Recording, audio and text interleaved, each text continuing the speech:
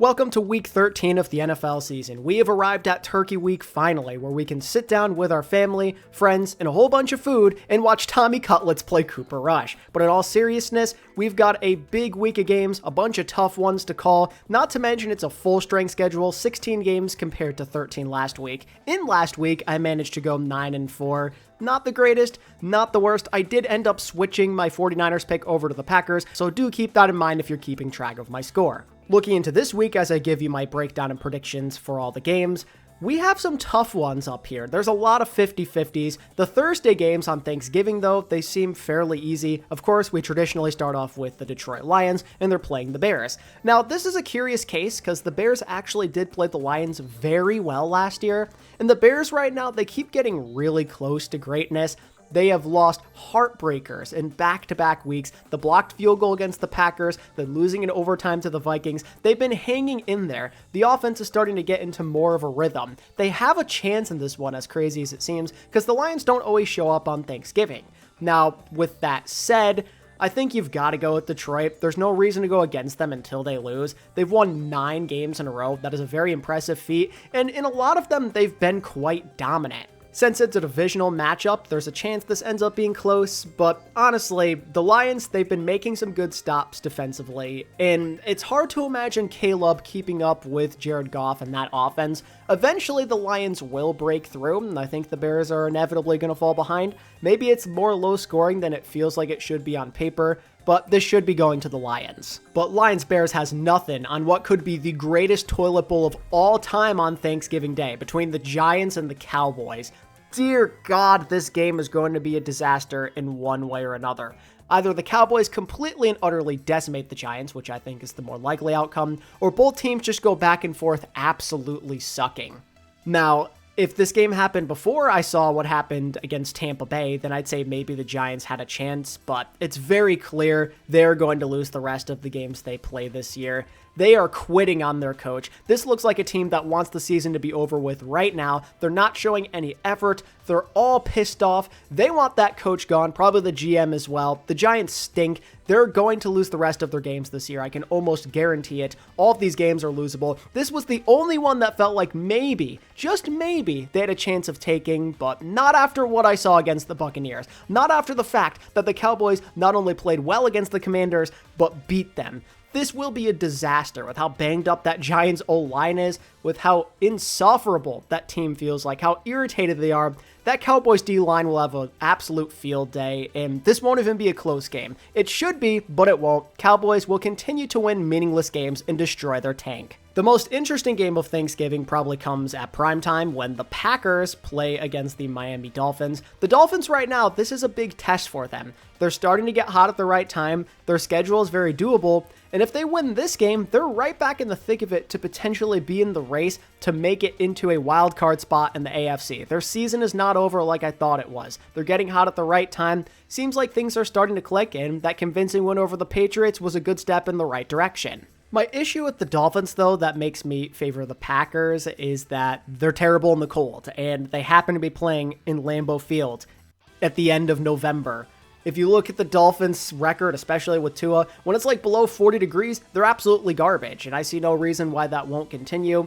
And that's on top of the fact that, if we're being honest, in a lot of these Dolphins wins, they played bad opponents. Like, that Raiders game was closer than it should have been. I mean, they beat the Patriots, but that's not saying much. And then when they play the real teams, like Buffalo and the Cardinals, they always end up falling short. I don't trust them to win this game. If they do, it will be very ugly, but there's too many things going against them, and the Packers are a solid team playing in their own building, so I got Green Bay. Then you have a Friday game, Black Friday afternoon matchup, the Raiders versus the Chiefs, and this should be a very easy Chiefs blowout. I mean, there's no reason to even discuss this, especially with Gardner Minshew going down, man. They're going to have Desmond Ridder out there at QB most likely. That's just a GG without question. That guy's an absolutely terrible quarterback. There's just too many things going against the Raiders right now. This should be one of the easiest wins of the season for KC. I said that last week against the Panthers, but I really mean it here because the Raiders are absolutely doomed. Then we move on to the 1 p.m. games, starting with the Chargers and the Falcons, which I think of as the first big 50-50 of the week. The Chargers are the better team on paper, and generally they've been more consistent this year, but at the same time, the Falcons are just a really weird team. One week, they can really surprise you. They can have over 500 yards of offense. Then the next couple, they kind of just disappear. They're inconsistent, but when they're on, they can beat just about anybody in the league. That's what makes this a very tough game to judge.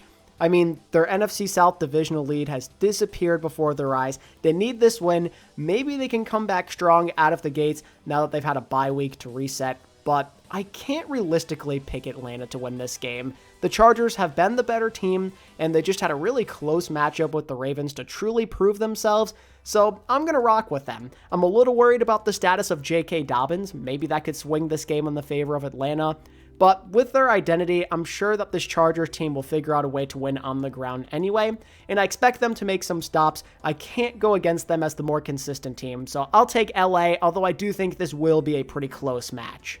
Then we have another toss-up between the Bengals and the Steelers. Steelers have clearly been the better team this season, but the Bengals, man, they're basically fighting for their season at this point. They're down to 4-7, and they truly cannot afford to lose any other games, especially against a divisional rival. And I think this is the week to do it. The Steelers have been showing some weakness recently. That offense that was clicking so well when Russ first came in, it's kind of started to dissipate. These last few weeks, not as pretty. That loss against the Browns, not so good. Even when they beat the Ravens, they didn't execute that well offensively. And while the Steelers' defense is certainly going to keep this close, the Bengals should be able to pull away if Russ doesn't get his act together, you know? Burrow's going to find some points. He's just been that good this season. This offense is that potent. I think the Bengals, just knowing their history against the Steelers with Burrow and how desperately they need this win, are going to come out on top. But how about the Cardinals versus the Vikings? This one has some upset potential behind it, man. The Cardinals, kind of like with Atlanta, I don't know what it is with these bird teams, have just been really, really weird. They're leading their division, they're on a winning streak, then they play like crap against a very beatable Seahawks team, only putting up 6 freaking points, man. It's so hard to say what kind of Cardinals team we're going to get. Usually when I pick against them is when things fall apart. I went with them last week and I regretted it, but generally they've surprised me this year, and I think this Vikings team is extremely beatable. Vikings feel like a stronger roster to me, but that hasn't stopped the Cardinals from getting a bunch of big wins across the board. This is one of those gut feeling games more than anything else, but I'm going to trust in my gut and go with the Cardinals to win this game. I got to be different somehow with my Preds. I can't have all of the boring picks, and I feel like this is the game where a truly big upset may be able to happen. That Vikings defense has not been nearly as strong recently. I've been talking about it, and we keep seeing it rear its ugly head. And we just got a recent example of it with the Bears being able to drop over 20 points on them. They dropped like 27 or whatever it was, sent that game to overtime. The Cardinals usually have good bounce back games when they suffer a tough loss. That's just how it's gone this year. They've been very scrappy and resilient. Kyler is overdue for another big game, and I think he'll have it. I think this will be a shootout that favors the Cardinals. Sam Darnold is going to be in for a surprise. This Cardinals defense sometimes comes up big, and Darnold hasn't been as great in recent weeks, and I think he's going to have one of his worst games of the season. The next 1 p.m. game is the Colts and the Patriots. This one also has some upset potential. We know the Patriots, sometimes they like to randomly show up and make games like really scary for these teams that they should not be beating. And the Colts are one of those teams where they can make it happen. This Colts team does like to play down to their competition, and let's be honest, Anthony Richardson is so wildly inconsistent. One week, he throws one of the greatest passes you've ever seen. The next, he can't even complete more than 50% of his passes. What version of Anthony Richardson do we get? I think that will be the thing that decides the outcome of this game.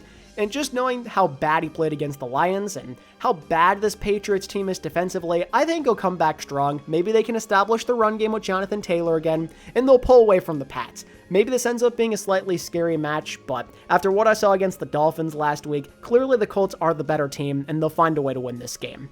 Next up, you've got the Seahawks versus the New York Jets. The butt fumbles are back in action after a week off from their bye, and I'm expecting more of the same from these guys. Every once in a while, they surprise you, like in that Houston game, but the Jets just feel like they're done, man. In a very similar boat to the Giants, but they had actual expectations this year, and it's crumbling right before their very eyes. All the players are very pissed on this team. They can't get anything going on offense, and I just saw Seattle not even let Arizona score 10 points, and I'm sure they could do the same against a dysfunctional Jets team like this. I don't even love the Seahawks that much, but I trust in Geno to dime up an overrated defense and see his defense do more than enough to win this game. The Jets are terrible, and I don't trust them to beat any sort of relevant opponent right now. I'm not picking them ever again until further notice. But how about the Tennessee Titans versus the Washington Commanders? This one, I don't know, like, the Commanders, they were very disappointing in that game against Dallas. It was a weird one. Jaden Daniels is visibly injured as well. Clearly, he's not better from the ribs from a couple of weeks ago. It has not been the prettiest thing in the world to watch, but I do think they should be able to beat the Titans. Tennessee shocked me with how they played against the Texans, dropping like 30 points or whatever it was. Easily the best game I've ever seen Will Levis play, and maybe that's a reason to feel optimistic about them to beat up on a Commanders team that's clearly been losing their grip recently. But the question is, how realistic is it to trust Mayo Man to have more than one excellent game in a row? He's been wildly inconsistent in his career, and I just don't trust him to have that type of game again. He has to come back down to earth. He's just not good enough to be a starting quarterback. The Titans truly did ruin their tank job with that win against Houston, and now I think they're going to regret it because the Commanders are going to go out there, beat them, establish the run, and that'll be it. I think it'll be a low-scoring, scrappy game, but I got the Commanders. And concluding the 1 p.m. games is the Jaguars versus the Texans. If Trevor Lawrence isn't playing still, then I see no reason why the Jaguars even have a chance with Mac Jones out there. The Texans have been super disappointing this year, but even they can handle a terrible opponent such as the Jacksonville Jaguars. I see no reason why they should lose this game or why it should even be close. This is the game for CJ Stroud and Nico Collins to get back on the same page and be truly dominant. There's really nothing else to say. The Jaguars are a joke, and they're probably going to get blown out by 1,000,000 in every game. At the 4:05 slot, the Saints will be hosting the Rams. This one could be sneaky good as well. Clearly, the Rams are in the better situation, but the Saints are starting to get hot at the right time, and there's reason to maybe feel a little optimistic about their season being saved, even if it's not by much, since again, the NFC South is a bit more up for grabs thanks to the recent collapse of the Atlanta Falcons. Now, at home, can they take advantage of that and ride their way to another win? I think it's certainly possible. I mean, they're coming off a bye week. They're going to be well prepared, well rested, a bit healthier against a Rams defense that isn't anything special. But I think the Rams are going to win this game. After what happened in that Philly match, I think they're going to play angry. And knowing what happened last year at the Rams and how they finished strong on the season, I think this is when they start to ride a bit of a hot streak and they end up not looking back, maybe end up making a push for the division or some kind of wildcard spot. I don't know for sure. But I don't trust the Saints defense to get the stops needed to win this game, even if they are at home. Puka, Cooper Kupp, I think it's just a little too much for that secondary to handle, especially now that they don't have Marshawn Lattimore on the team. I got the Rams winning this one, although I do think it will be pretty close.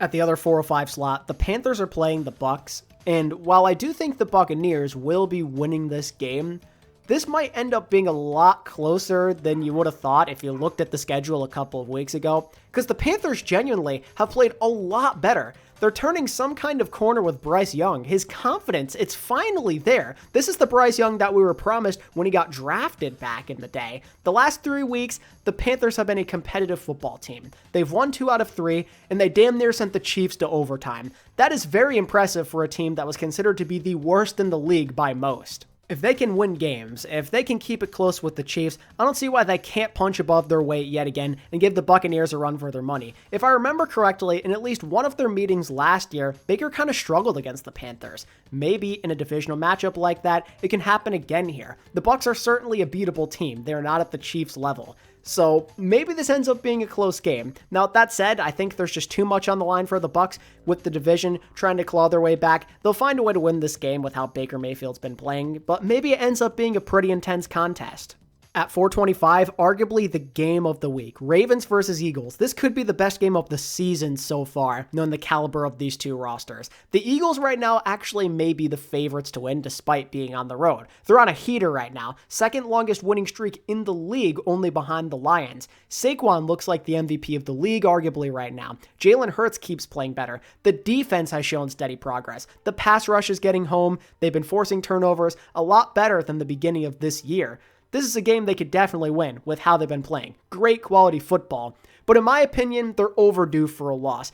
In this winning streak, they've played a lot of gimme games, and I don't think they've been pushed all that much. And I don't know what's going to happen when they do get pushed against a good Ravens team like this. I know the Ravens are absurdly inconsistent, but when they're on, man, they are on. This is a great challenge for both sides, but I'm going to go with the Ravens. The Eagles cannot sustain this winning streak. I don't know what's going to happen when they get pushed. I don't know if I trust their resilience. Saquon can't keep having these absurd games. I think the Ravens are honestly a better version of what the Eagles are on paper. You have this super explosive running back play with a quarterback who can pick up big yards with his legs. And if it comes down to that type of grindy game, I'd prefer the Ravens to tire out the Eagles before the Eagles can do that to Baltimore. Derrick Henry, he's an enforcer, and I think he'll set the tone in this game, and we'll see Baltimore win one of the best games of the year so far. Maybe I'm coping, maybe the Eagles are truly the Super Bowl favorites, but they can't sustain this in my eyes. I still think they could be on fraud watch. Maybe I'm a hater, but I'm going with the Ravens to get this W, man. I think they are the better team. And then we move into Sunday night, where I think you just got to go with the Bills over the 49ers. I think regardless of whether Brock Purdy plays or not in this game, I'll be sticking with Buffalo. They've just been a much better team this year. The 49ers have been so banged up. McCaffrey doesn't look the same. They just don't look as explosive as a team. It's been harder for them to be that same football team from 1 year ago. While Buffalo keep on rolling, they're feeling good after a game against the Chiefs. They just had their bye week. Maybe they come out slow as a result of that and they don't take San Fran seriously, but I mean, come on, man. Niners are just too banged up to beat these really elite teams, and obviously the Bills fall under that category right now. And if Brock Purdy isn't even fully healthy and he plays, man, I don't really know what to expect. They seem optimistic he could be coming back soon, but Buffalo are just in a significantly better position, so I'm expecting them to win this game. And last, but certainly not least, on Monday night, the Cleveland Browns are taking on the Denver Broncos. A curious case with this one. First off, I owe the Broncos and Bo Nix an apology. I thought they were going to be terrible this year. I thought it was a reach going for Bo. The Broncos had one of the worst teams, but they are not only hanging in there, but they're in firm position to potentially compete for a wild card spot at 7-5 right now. Bo Nix just keeps getting better. The last month and a half has been very kind to him. He's been playing lights out, and with how good the defense is, it's hard to imagine that the Browns can win this game. Although it is a bit of a curious case, because again, like I've said for a while now, you never know what version of Jameis Winston you're going to get. In that game against the Steelers, he played clutch when he needed to. But can he string together multiple weeks in a row of good performances? That's the real question. I'm not so sure about that. Now that the circumstances are more normal, they probably won't be playing in the snow. I'm expecting the Broncos as the more consistent team with a stronger defense to get this win. Jameis may cook up a bunch of turnovers in the bakery, and that should be that. With that said, that pretty much concludes my thoughts and my breakdown of the games heading into Turkey Week. Let me know what you are predicting for these games this week down in the comments below, and make sure to like this video and subscribe for more weekly NFL content. Peace out, y'all.